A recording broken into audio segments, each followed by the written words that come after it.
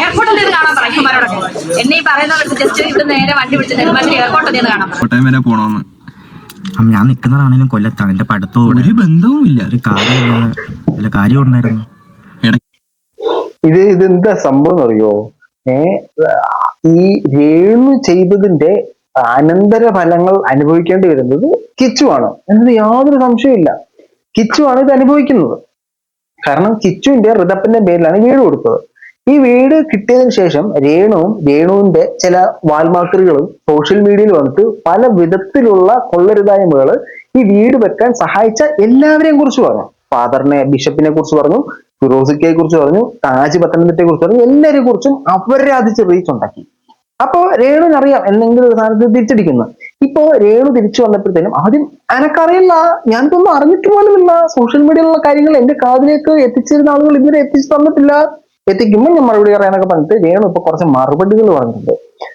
പൊന്ന് രേണു സെൽഫിഷ് എന്ന് പറഞ്ഞുകൊണ്ടല്ലോ, നിങ്ങൾ കഴിഞ്ഞിട്ടേ ഉള്ള ആള്. അത്രയ്ക്ക് സ്വാർത്ഥതയാണ് നിങ്ങളിൽ കാണാൻ സാധിക്കുന്നത്. സ്വാർത്ഥത കാണാം. നമ്മൾ കൊടുത്ത ഇഷ്ടദാനം അല്ലെങ്കിൽ എന്തുമായിട്ട് ഒരു അച്ഛൻ മരിച്ച പിള്ളേർക്ക് ഗിഫ്റ്റ് കൊടുത്തത് ദൈവത്തിന്റെ പ്രതിപുരുഷൻ ഗിഫ്റ്റ് കൊടുത്തെങ്കിൽ അത് തിരിച്ചു മേടിക്കണമെങ്കിൽ അയാളുടെ മാനസികാവസ്ഥ അതായിരിക്കും. ദൈവത്തിന്റെ പ്രതിപുരുഷൻ ഗിഫ്റ്റ് കൊടുത്തത് തിരിച്ചു മേടിക്കണമെങ്കിൽ അയാളുടെ മാനസികാവസ്ഥ അതായിരിക്കും. ഈ ദൈവത്തിന്റെ പ്രതിപുരുഷനാണെന്ന് തിരിച്ചു ചോദിച്ചപ്പോഴാണ് നിങ്ങൾക്ക് മനസ്സിലായത്. നിങ്ങൾ ഇരുന്ന് അവരെ അതിച്ച് വിഷപ്പാമ്പെന്ന് വിളിച്ച് വിഷമെന്നൊക്കെ വിളിച്ചപ്പോഴത്തേനും നിങ്ങൾക്ക് അറിയത്തില്ലായിരുന്നു ഇത് ദൈവത്തിന്റെ പ്രതിപുരുഷനാണ്, നമുക്ക് വീട് തന്ന് സഹായിച്ച ഒരാളാണ്. അപ്പൊ നിങ്ങൾക്ക് അറിയത്തില്ലായിരുന്നു. അപ്പൊ വിഷപ്പാമ്പ്. ഇപ്പോ ദൈവത്തിന്റെ പ്രതിപുരുഷൻ അങ്ങനെ ചെയ്യുന്നത് ശരിയാണോ? അല്ല, നമ്മൾ എന്ത് പറഞ്ഞാലും കേട്ടോണ്ട് ക്ഷമിച്ചിരിക്കേണ്ട ഒരു ബിഷപ്പ് ഒരു കരണത്തടിച്ചാൽ മറ്റേ കരണം കാണിച്ചു കൊടുക്കണ്ടേ? അതല്ല ഒരു ബിഷപ്പ് ചെയ്യേണ്ടത്. പിള്ളേർക്ക് കൊടുത്ത് തിരിച്ചെടുക്കുന്നത് ഇതൊരു പരിപാടിയത്. ഇതാണ് രേണുവിന്റെ ഇപ്പോഴത്തെ ഒരു ആറ്റിറ്റ്യൂഡ്.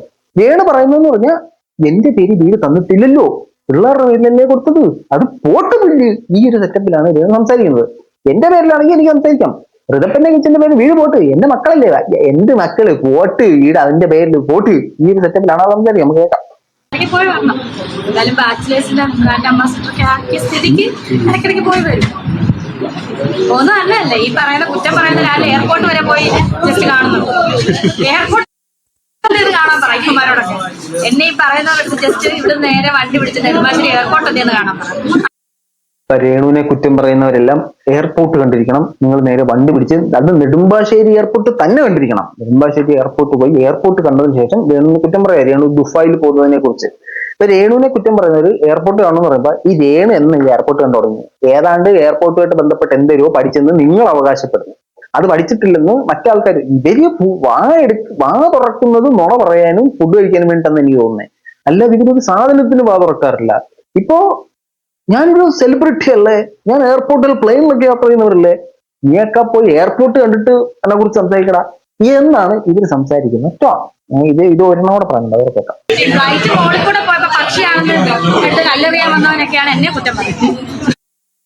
ഫ്ലൈറ്റ് മേളിൽ കൂടെ പോയപ്പോ പക്ഷിയാണെന്ന് കരുതി കല്ലെറിയാൻ വന്നവനൊക്കെയാണ് എന്നെ പറയുന്നത്. സംഭവം എന്ന് വെച്ച് കഴിഞ്ഞാൽ ഈ റൈറ്റ് ബ്രദേഴ്സ് ആണല്ലോ പ്ലെയിൻ കണ്ടുപിടിച്ചത്. അവരെല്ലാം കണ്ടുപിടിച്ചത്, അവരാണ് കണ്ടുപിടിച്ചത്. അപ്പോ അവര് രേണുവിനോട് ചോദിച്ചിട്ടാണ് ഫ്ലൈറ്റിന്റെ ഐഡിയ എടുത്തത്. രേണുവാണല്ലോ ഫ്ലൈറ്റിന്റെ തലതൊട്ടപ്പൻ. രേണു പറഞ്ഞു ഇത് രണ്ട് ചിറ ഇങ്ങനെ വേണം, എന്നാലേ പ്ലെയിൻ പറക്കത്തുള്ളൂ. എന്നിട്ട് ഫ്രണ്ടിൽ ഇങ്ങനെ രണ്ട് ചിറകിൽ രണ്ട് കാറ്റാടി വെച്ച് കൊടുക്കണം, താഴെ ഒരു കാറ്റാടി വെച്ച് കൊടുക്കണം, എന്നാൽ ഇത് ബാലൻസ് ചെയ്യാൻ പറ്റും. അങ്ങനെ രേണു പറഞ്ഞു കൊടുത്ത ഡിസൈനിലാണ് പ്ലെയിൻ ഉണ്ടാക്കിയത്.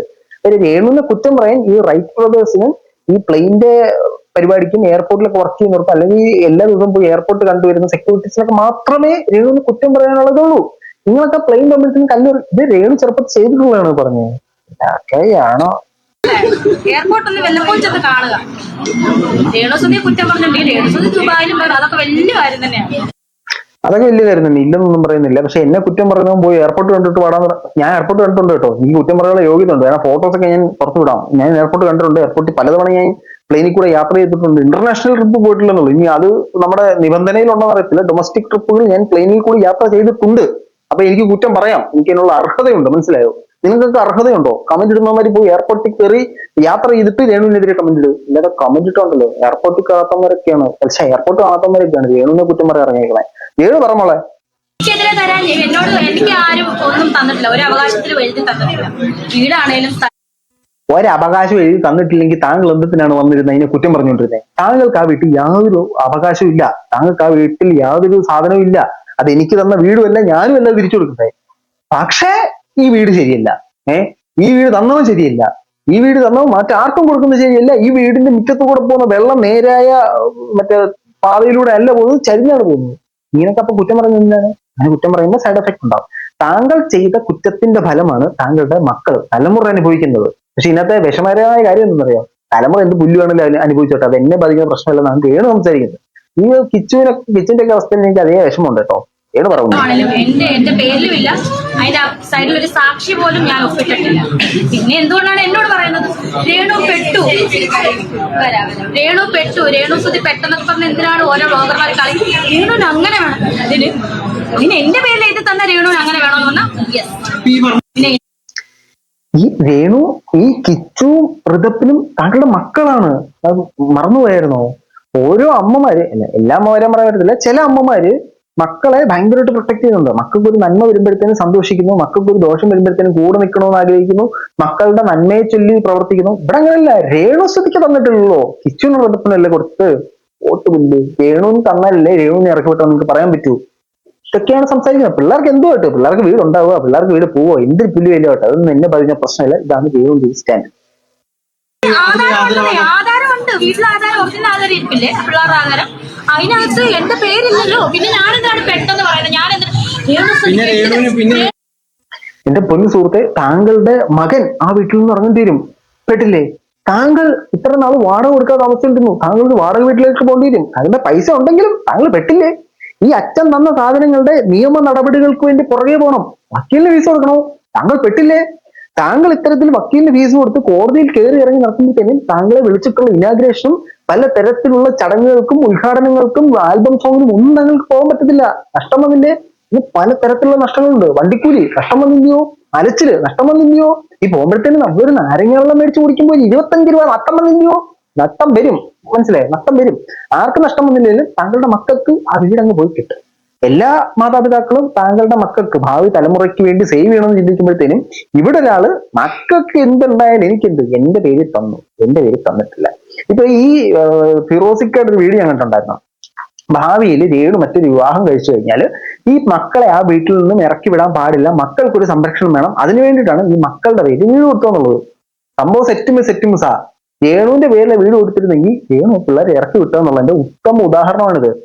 രേണുവിന് എതിരെ എന്തെങ്കിലും പറഞ്ഞു, എന്റെ വീടാ, എന്റെ പേര് തന്ന വീടാ, ഇറങ്ങണ പുറത്ത്, കടക്ക് പുറത്ത് നിങ്ങൾ പറഞ്ഞേനെ, അല്ലെങ്കിൽ രേണു മറ്റു വിവാഹം കഴിക്കുമ്പോൾ ഇറക്കി വിട്ടേനെ. അപ്പൊ മക്കളുടെ പേര് കൊടുത്താൽ നല്ല കാര്യമാണ്. ബാക്കി പറഞ്ഞിട്ട് കെട്ടിന്റെ പണി കിട്ടി, അങ്ങനെ വേണം, എങ്ങനെ വേണം, എന്റെ പേരിലല്ലല്ലോ വീട്. ഞാൻ എന്നാ പണിയാ, എനിക്ക് എന്റെ പണി കിട്ടാനാ? എന്റെ മക്കൾക്ക് പണി കിട്ടിയ ഐ ഡോണ്ട് കെയർ. എന്റെ മക്കൾക്കല്ലേ പണി കിട്ടുന്നില്ല, മക്കൾക്കല്ലേ പണി കിട്ടുന്നത്, എനിക്കൊന്നും പറ്റും യാതൊരു പ്രശ്നമില്ല. എനിക്ക് പണി കിട്ടിയോ, ഞാൻ സേഫ് ആണോ? ഞാൻ സേഫ് ആണെങ്കിൽ യാതൊരു പ്രശ്നമില്ല. മക്കളെ നിങ്ങൾ പ്ലാനിങ് ചെയ്യുവോ, മക്കളെ നിങ്ങൾ വലയം കൂട്ടി കെട്ടി തൂക്കിയിടുവോ, ഒന്നും പ്രശ്നമല്ലെന്നുള്ള രീതിയിലാണ് രേണുവിന്റെ ഒരു സംസാരം വരുന്നത്. എന്റെ പൊന്നു രേണു, അത് നിങ്ങളുടെ മക്കളാണ്, അവർക്കാണ് വീട് കൊടുത്തത്. നഷ്ടപ്പെടുമ്പോ അവരുടെ സ്വത്തിൽ നിന്നാണ് പോകുന്നത്. ആരോട് പറയാൻ? പണി കിട്ടാനേ എന്റെ പേരിലല്ലല്ലോ വീട് സ്ഥലവും, എന്റെ പേരിലാ വീട് സ്ഥലം. രേണുവിനെ ഇറക്കി വിട്ടു. അപ്പൊ ഞാൻ കരഞ്ഞുണ്ടെങ്കിൽ എനിക്ക് തന്ന സാധനം എന്റെ പേരിലെടുത്ത് ഞാൻ എന്ത് പണി കിട്ടാനാ? ആ കുഞ്ഞുങ്ങളെ കൊടുത്ത വീട് കുഞ്ഞുങ്ങളുടെ മേടിക്കുന്നതാണ് അവര് ദൈവം അനുഗ്രഹിക്കുന്നത്. അവർക്ക് അത്ര വലിയ നല്ല കാര്യമാണ് അവർ ചെയ്യുന്നെങ്കിൽ അവർ ദൈവം അനുഗ്രഹിക്കുന്നത്. സത്യം, നല്ല കാര്യം തന്നെയാണ് അവർ ചെയ്യുന്നത്. പക്ഷെ ഈ പിള്ളേരെ ഇറക്കി വിടുന്നു എന്ന് പറയുന്നതിനോട് എനിക്ക് വിഷമമുണ്ട്. പക്ഷെ മികച്ച കാര്യമാണ്, വളരെ മികച്ച കാര്യമാണ്. നിങ്ങളുടെ കൊണ്ടെടുത്ത് തീരുമല്ലോ, അത് അറിഞ്ഞാൽ മതി നമുക്ക്.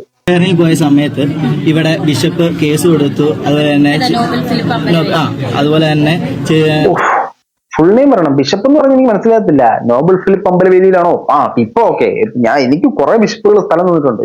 ഈ ഒരു ബിഷപ്പ് ഒന്നുമല്ലേ ഈ ബിഷപ്പിന്റെ പേര്? ആ ബിഷപ്പ്. പറ. ചേച്ചിയുടെ പേരിൽ കേസ് കൊടുത്തത്.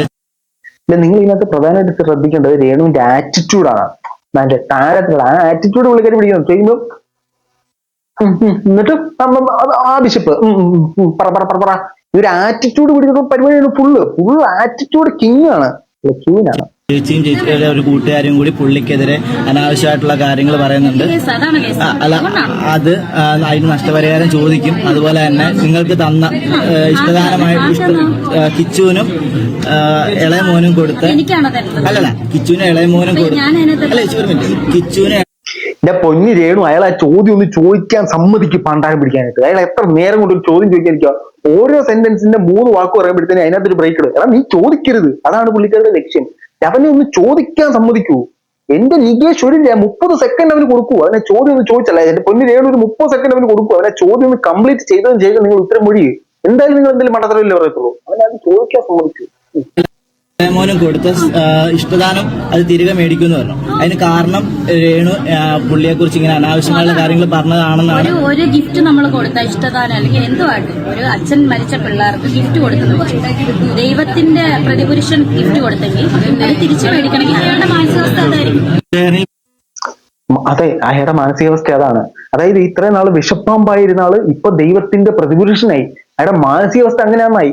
അയാളെ ആ മാനസികാവസ്ഥയിലേക്ക് കൊണ്ട് എത്തിക്കാനായിട്ട് രേണു വരച്ചുണ്ടാക്കിയ ഒരു സ്കെച്ച് ഉണ്ടല്ലോ, ആ സ്കെച്ച് ഏറ്റതാണത്. മനസ്സിലായോ? പ്രതിപുരുഷൻ തിരിഞ്ഞു നിന്നത് നിങ്ങൾ ഒരുമാതിരി യൂദാസിന്റെ പരിപാടി കാണിച്ചിട്ടാണ് പുള്ളി തിരിഞ്ഞു നിന്നത്. അല്ലാതെ നിങ്ങൾ നന്മയുടെ പാതയിൽ സഞ്ചരിച്ചപ്പോ അച്ഛൻ വന്നിട്ട് എന്റെ സ്ഥലം തിരിച്ചതാ എന്ന് പറഞ്ഞല്ലല്ലോ. പുള്ളിക്കാരനെ സോഷ്യൽ മീഡിയയിൽ വന്ന് കുറ്റം, നിങ്ങൾ കാണിച്ച കുറ്റമൊക്കെ ഞാൻ ഇട്ടിട്ടുണ്ട്. വീണ്ടും ഞാൻ ആവർത്തന വിരസത ഉണ്ടാകാൻ വേണ്ടി കാണിക്കാത്തതാണ്, അല്ല ഉണ്ടാകാതിരിക്കാൻ വേണ്ടി കാണിക്കാത്തതാണ്. ഇനി കിച്ചു ഇതിനകത്ത് സംസാരിച്ചു. കാരണം കിച്ചുവിന്റെ പേരിലാണ് നമ്മൾ വീട് വന്നേ. മനസാ വാച കർണാടക അറിയാത്ത കിച്ചുവിന്റെ പേരിലാണ് കേസ് വന്നത്. കിച്ചു ഇതിനെ കുറിച്ച് കുറച്ച് ഞങ്ങൾ പറയുന്നത്. നമ്മളിവിടെ കൊല്ലത്ത് നമ്മൾ വെറുതെ ഇരുന്ന് നമ്മുടെ പേരിൽ നമ്മളല്ലേ എന്റെ പേരിൽ രണ്ടുപേരല്ല എന്തോ അമ്മയുടെ പേരിൽ എന്റെ പേരിലാണ് സംഭവം കേസായിട്ടിരിക്കുന്നത്. ബിഷപ്പ് എന്ന് പറഞ്ഞ ആ പുള്ളിയെ കൊണ്ട് കേസ് കൊടുത്ത എന്തിന്റെ പേരിലാന്ന് നമ്മളെല്ലാരും ഇതിന്റെ പേരിലെന്ന് അറിയത്തില്ലോ. താങ്കളുടെ മാതാജി സോഷ്യൽ മീഡിയയിൽ കിടന്ന് കാണിച്ച കൊന്തളിപ്പുണ്ടല്ലോ, അതിനാണ് കേസ് വന്നിരിക്കുന്നത്. അതായത് തലമുറയായിട്ട് കൈമാറി വരുന്ന ഒരു പ്രശ്നമാണിത്. മനസ്സിലായോ? പൊതുവേ നമ്മൾ പറയും പിള്ളേര് തലതുറച്ചുള്ള വീട്ടിൽ സമാധാനമില്ലെന്ന് പറയും. ഇവിടെ നേരെ തിരിച്ചു പറയണം. കിച്ചു പറയണം, ഈ കിച്ചു നല്ലൊരു പയ്യനാണെന്നായിരിക്കും കേട്ടോ ഇതൊക്കെ കണ്ടു തോന്നേ. കിച്ചു പറയണം, കിച്ചു ഒരിടത്തും മോശം പറഞ്ഞിട്ടില്ല. ഈ അച്ഛനെയോ ഫിറോസക്കിനോ ഒന്നും മോശം പറഞ്ഞിട്ടില്ല. കിച്ചു പറയണം തെറിച്ചൊരു അമ്മയുള്ളത് കൊണ്ട് മക കിട്ടി, 7 സ്ഥലം പോയി കിട്ടി എന്ന് പറയണം. എനിക്ക് തോന്നുന്നില്ല കേട്ടോ ബിഷപ്പ് ഇവരെ ഇറക്കി വിടുമെന്ന് എനിക്ക് തോന്നുന്നില്ല. ചുമ്മാ രേണു ഒന്ന് മുട്ടു നടക്കാൻ വേണ്ടി. അവിടെ രേണു മുട്ടു നടക്കലല്ലേ, എന്റെ പേര് തന്നത് പിള്ളേരുടെ പേരിലല്ലേ. വോട്ട് പുല്ല്, കാശുണ്ട്, ഞാൻ വേറെ സെറ്റ് ചെയ്യും, വോട്ട് ഭണ്ഡാരം, ഈ ഒരു ആറ്റിറ്റ്യൂഡാണ് രേണു. ഇപ്പോഴും രേണു മറ്റേ പുഷ്പ താഴത്തില്ല, ആ സെറ്റപ്പിൽ തന്നെ നിൽക്കാണ്. അങ്ങനെ കിച്ചുമനെ പറ. നമ്മളെല്ലാരും സപ്പോർട്ട് ആയിട്ടാണ് കൂടുതലും കാര്യങ്ങൾ നമ്മൾ പറഞ്ഞേക്കുന്നത്. ഇപ്പം ലൈവിലാണെങ്കിലും ഇങ്ങനെ ഒരു ക്വസ്റ്റ്യൻ വന്നായിരുന്നു, അപ്പോഴും ഞാൻ ഇങ്ങനെ തന്നെയാണ് റിപ്ലൈ എടുത്തത്. വീടിന്റെ കാര്യം നമ്മൾ തന്നെയാണ് നോക്കേണ്ടത്. അവർക്ക് പിന്നെ തന്നവർക്ക് പിന്നെ ഉത്തരവാദിത്തമില്ല എന്നുള്ള കാര്യം നമ്മളെല്ലാം പറഞ്ഞ് നമ്മുടെ പേര് കേസായി. നന്ദിയുണ്ട് വളരെ. അതായത് ഒരു തെറ്റും ചെയ്യാത്ത ഒരാള് സോഷ്യൽ മീഡിയ വന്നിട്ട് ബിഷപ്പിനെ അവഹേളിച്ചത് മൊത്തം അമ്മ, പക്ഷെ അവഹേളിച്ചതിന്റെ സൈഡ് എഫക്ട് അനുഭവിക്കേണ്ടി വന്നത് മോൻ. അതായത് നമ്മൾ പാരസിറ്റമോൾ പനിക്ക് ഇന്നുമ്പോ പനി മാറുമ്പോൾ ലങ്സിൽ ഓട്ട ഇറത്തില്ലേ, അതേപോലെ സൈഡ് എഫക്ട് ഒന്നും അറിയാത്ത ലങ്സിന് ആ സെറ്റപ്പാണിത്. കിച്ചുവിന്റെ അവസ്ഥയിൽ എനിക്ക് അതേ വിഷമമുണ്ട് കേട്ടോ. പണ്ടേ പറഞ്ഞത് എന്റെ പേരിൽ ഇതൊന്നും വലിച്ചിടല്ലേ ഞാനില്ല ഈ കാര്യത്തില്. ഇതിലിപ്പോ വള്ളിയായി കൈപറ്റാൻ പോണം. മറ്റേ ഇങ്ങനെ വക്കീൽ നോട്ടീസ് വന്നിട്ടുണ്ടെന്നാണ് ഇപ്പൊ പറയുന്നത്. അത് നമ്മൾ കൈപ്പറ്റാണ്ടിരിക്കുന്നു. കോട്ടയത്തോട്ട് പോകാൻ അതിപ്പോ കൈപ്പറ്റാനായിട്ട് ഞാൻ പോകേണ്ട ആവശ്യമില്ല. എന്റെ അഡ്രസ്സ് കാര്യങ്ങളൊക്കെ ആണെങ്കിൽ കൊല്ലത്തായിരുന്നു. അങ്ങനെയാണ് വല്യമ്മ പറഞ്ഞേക്കുന്നത് കേട്ടോ. അപ്പം ആവശ്യമില്ല. എന്റെ പേര് എന്തെങ്കിലും കേസ് ഉണ്ടെങ്കിൽ എന്റെ ഈ അഡ്രസ്സൊക്കെ ഇവിടാണ്. അപ്പം എന്തുവാണ് പറയാനുള്ളത്? വളരെ സന്തോഷം, നല്ലൊരു സംഭവമാണ്. നമ്മൾ ഒരു കാര്യത്തിന് നമ്മൾ ഇടപെടാതിരുന്നിട്ട് നമ്മുടെ പേരിൽ ഒരു കണക്കിന് കഷ്ടമുണ്ട്. ഈ കിച്ചു ഒരിടത്ത് പോലും ഈ വീട് തന്നവരെയോ വീടിന് സഹായിച്ചവരെയോ ഇതിന്റെ പല ഘട്ടങ്ങളിൽ സഹായിച്ചവരും ഒന്നും കുറ്റം പറഞ്ഞിട്ടില്ല. ഇപ്പോഴും കുറ്റം പറയുന്നില്ല. അതാണ് ഈ പയ്യന്റെ ഒരു ക്വാളിറ്റി ആയിട്ട് നമുക്ക് കാണാൻ സാധിക്കുന്നത്. ഇപ്പോഴും അതിന് വിഷമമാണ് ഈ പറയുന്ന ട്രോള് മുഖേന പുള്ളി അവതരിപ്പിച്ചിട്ടുള്ളത്.